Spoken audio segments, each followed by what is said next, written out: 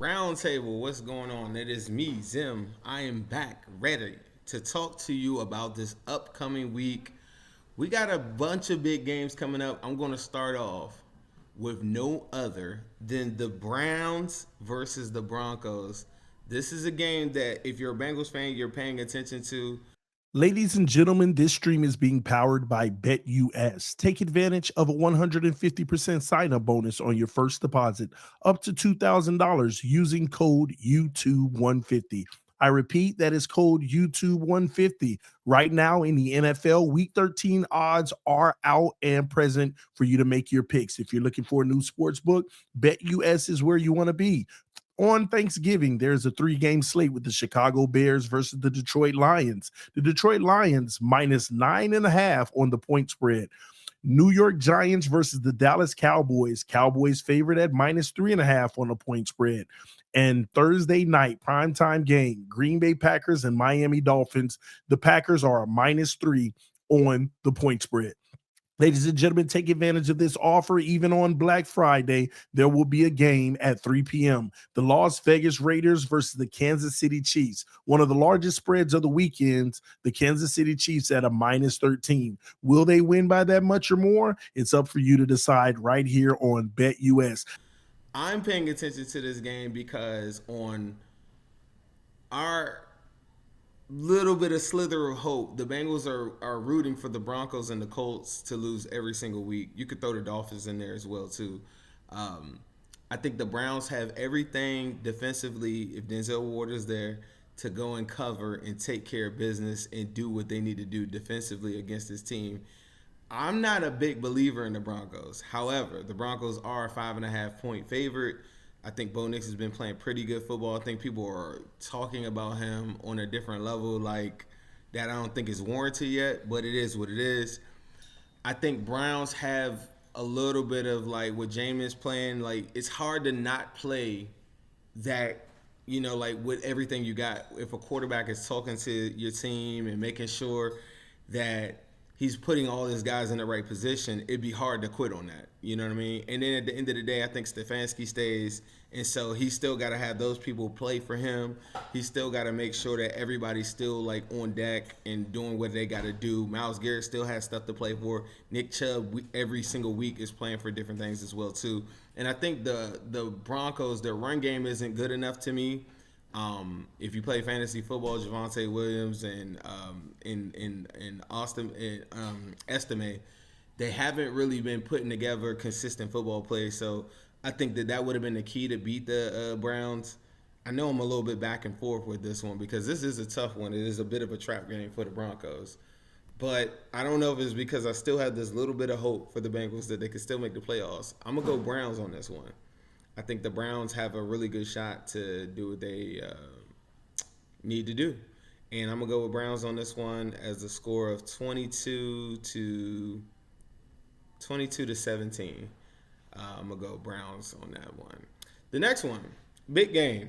Bengals and Steelers. Yes, yes, yes, yes. Actually, let's not go Bengals and Steelers. Let's go Ravens and Eagles. I think this past week and the week before, Lamar's come back to earth a little bit, right? I think the Eagles have been playing as one of the hottest teams in football right now. I think that it's Eagles and Lions in the NFC Championship game. With that said, the Bengals, we played the Eagles, and if you really go watch that game, it was some opportunities for the Bengals to like do some things. They went for it on fourth down on their side of the field. Eagles took advantage of every little thing that the Bengals had messed up on. And I think that they'll do the same thing to the Ravens. The Ravens make enough mistakes with their penalties being at the top of the league that the Eagles will make them pay. I think Devonta Smith comes back this week. You got A.J. Brown playing really good ball. So those things considered, I got the Eagles in this one. I'm not sure if Roquan plays. I didn't even talk about Saquon Barkley, who currently right now I would say is the MVP of the league. So I'm going to go with the Eagles in this one. I just think it's just too much firepower. The Eagles don't have to go and rely on the pass game. I just know that the Ravens don't have anything pass defense-wise to do anything with them. AJ Brown, Devonta Smith. I think Wiggins is getting better and better every single week. Marlon Humphrey's been making plays like all the time, but this is a different animal. Trust me.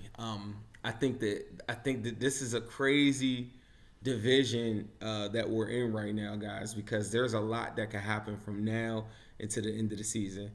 I'm gonna go Eagles in this one, 32-27. I'm gonna go Eagles in this one. All right, let's go Bengals and Steelers. So Bengals and Steelers, I've got a really tough. Let's go through the matchup. The Steelers play more cover three than any team in the National Football League. If you would have told a Bengal fan that you're going to play a single high safety against Jamar Chase and T. Higgins, they would have said, "What?" If the Steelers stay with that formula, and Orlando Brown is coming back this week, we believe.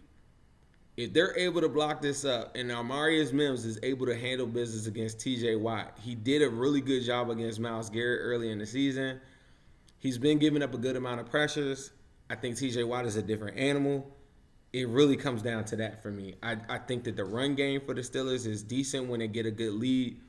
I don't think that they have enough consistently to hurt the Bengals. And if you watch the Bengals throughout the season, yes, the defense is bad, but runners do not do much against them. Like, you don't have that many 100-yard rushers, if any. Ramondre Stevenson at the beginning of the season, and maybe Pacheco might have hit 100, but the Bengals haven't been getting run on by one runner.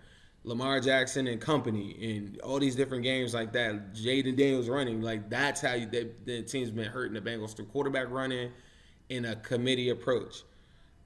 Even in the games I was talking about with the Ravens, Derrick Henry ran for 41 yards through 4 quarters in the first game, and in the second game, I don't know how many yards he ran for, but he didn't run for many. So in that sense, I just think that the things that the Bengals want to do, throw the football, it kind of works generally in the advantage of the Steelers with their pass rush. I think Orlando Brown and Amarius Mims can do a lot in this game. I think the interior of Hayward, he's gonna have to be a savage.